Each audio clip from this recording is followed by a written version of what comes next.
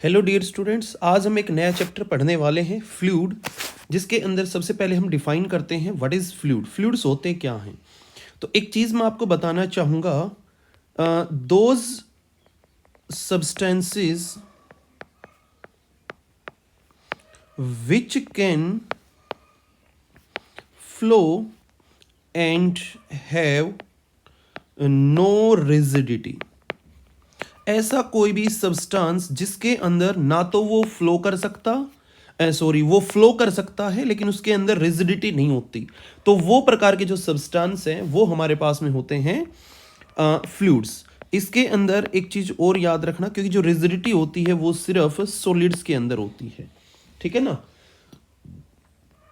अब हम बात करना चाहेंगे इसके एग्जाम्पल क्या क्या हैं, हम किस चीज को हम या किस सब्सटेंस को हम बोल सकते हैं कि वो फ्लूइड है।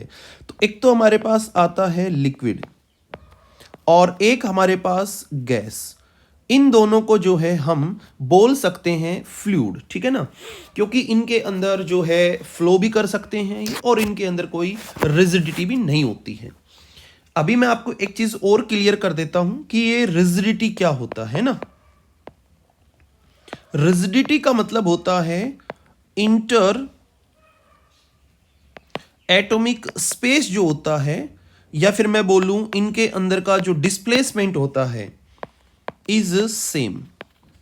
कोई भी बॉडी है वो अगर एक जगह से दूसरी जगह पे मूव करती है तो उसके अंदर जो एटॉमिक जो स्पेस है वो सेम रहेगा, तो वो रिजिडिटी। लेकिन यहां पे हमने बोला है कि they are having no rigidity, उनके अंदर ऐसा कुछ प्रॉपर्टी नहीं होता है। सेकेंड चीज मैं बात करना चाहूंगा कि हमारे पास में जो भी फ्लूइड होगा उसकी कौन कौन सी प्रॉपर्टीज होंगी। तो इसके अंदर सबसे पहली जो प्रॉपर्टी आती है वो होती है इनकंप्रेसिबल।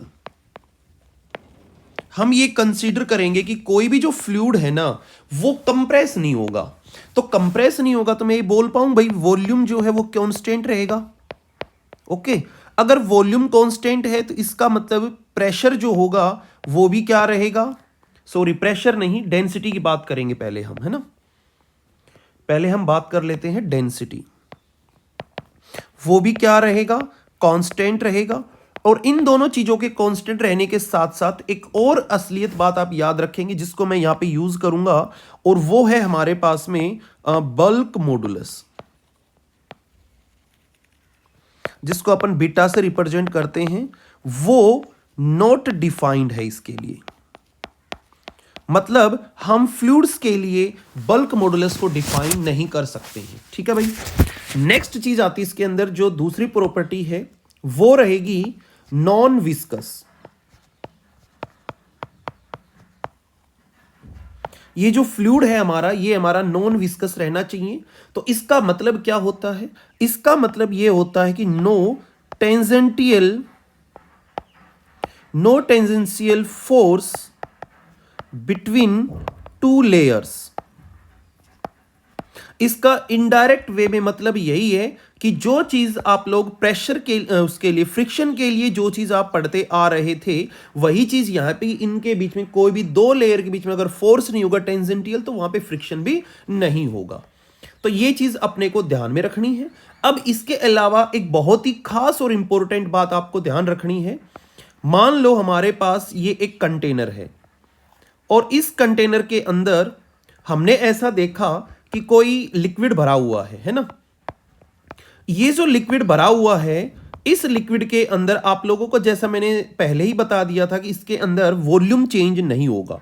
अगर वॉल्यूम चेंज नहीं होगा तो इसका मतलब ये है कि अगर ये वाला पॉइंट अगर मैं ए कंसीडर करता हूं, और इसी तरीके से अगर मैं ये वाला पॉइंट अगर मैं बी कंसीडर करूं, और ये वाला पॉइंट अगर मैं सी कंसीडर करूं, तो एक बात तो मेरे को यह समझ में आता है कि डेंसिटी जो भी होगा ए के ऊपर वो बराबर होगा डेंसिटी एट बी, और वो इक्वल होगा डेंसिटी एट सी, और ये सारे उसी चीज के बराबर होंगे जो कि इस कंटेनर के अंदर भरे हुए लिक्विड का जो डेंसिटी हमारे पास में होगा।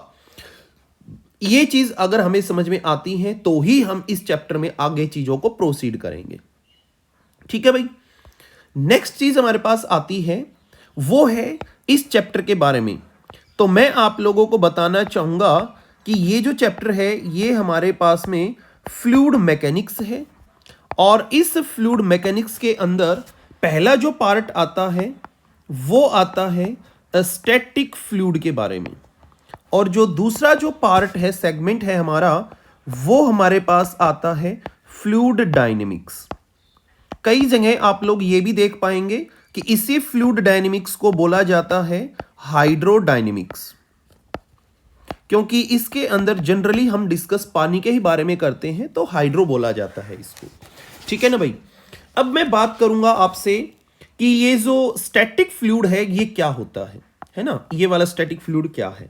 तो स्टैटिक फ्लूइड का मतलब होता है अगर हमारे पास में फ्लूइड एट रेस्ट, या तो हमारे पास में जो फ्लूइड है वो रेस्ट पे होना चाहिए, लेकिन जो ये फ्लूइड रेस्ट पे होगा वो रहेगा with respect to container. Container के हिसाब से ये हमारे पास में रेस्ट में होना चाहिए, या फिर इसका जो वेलोसिटी है वो कांस्टेंट रहना चाहिए, ताकि मैं बोल पाऊं एक्सेलरेशन 0 होगा। ठीक है। इसके कुछ एग्जांपल्स हैं, जैसा कि आप लोग जानते हैं कि वो एग्जांपल कैसे कैसे बन पाएंगे। तो सबसे पहले मैं एग्जांपल लिखना चाह रहा हूं कि अगर मेरे पास में मान लो ये कोई लिक्विड है, ये कोई लिक्विड है, ठीक है, और इस लिक्विड के अंदर हमारे पास में लिक्विड कुछ इस प्रकार का भरा हुआ है, और ये जो कंटेनर है ये इधर मूव कर रहा है कांस्टेंट वेलोसिटी से। तो ये इसका एक पहला एग्जांपल हो गया। दूसरा एग्जांपल इसमें आता है, अगर यही कंटेनर हमारे पास कुछ इस प्रकार से मूव करे और ये हमारे पास में कंटेनर जो है वो कांस्टेंट एक्सेलरेशन से मूव करे, तो हमारा जो लिक्विड है वो कुछ इस प्रकार का अपना जो है स्ट्रक्चर को ऑक्युपाई कर लेगा। जैसा कि मैंने पहले बताया कि ये जो लिक्विड है ना, ये हमारा कंटेनर के अकॉर्डिंग अभी भी रेस्ट पर ही है, फ्लो नहीं कर रहा है, तो ये भी हमारे पास में स्टैटिक फ्लूइड का ही एक एग्जांपल रहेगा।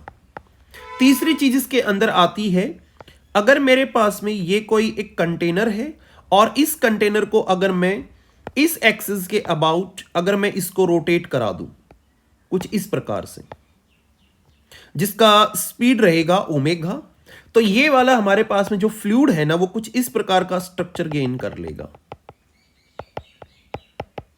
तो ये सभी जो तीनों प्रकार के जो एग्जाम्पल्स मैंने लिखे हैं यहां, एग्जाम्पल नंबर 1, 2 एंड 3, ये तीनों के तीनों एग्जाम्पल्स हमारा स्टैटिक फ्लूइड का ही एक पार्ट है। हमें इन तीनों को वन बाय वन डिस्कस कर लेना पड़ेगा। ठीक है।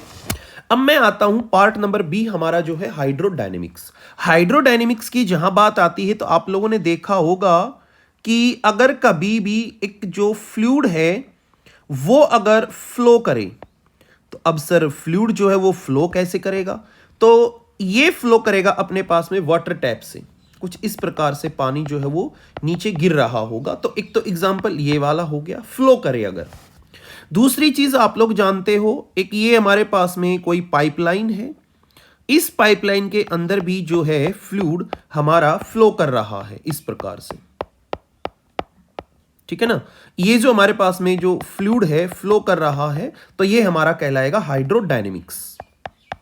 तीसरा एक और एग्जांपल आप लोगों ने देखा होगा, अगर ये हमारे पास में कंटेनर है और इस कंटेनर के अंदर एक लिक्विड भरा हुआ भी है, लेकिन ये कंटेनर जो है ना वो एक्सेलरेशन जो है वो वेरिएबल अगर हो, तो ये कंडीशन भी हमारे पास में कैसी रहेगी, फ्लूइड डायनेमिक्स की कंडीशन रहेगी। तो हम इन 6 की 6 कैटेगरीज के बारे में, जो कि मैं बता चुका हूं, 1, 2, 3, 4, 5, 6, ये 6 की 6 कैटेगरीज के बारे में हम इस चैप्टर में डिस्कस करेंगे। तो चलिए अगले वाले पार्ट पे प्रोसीड करते हैं।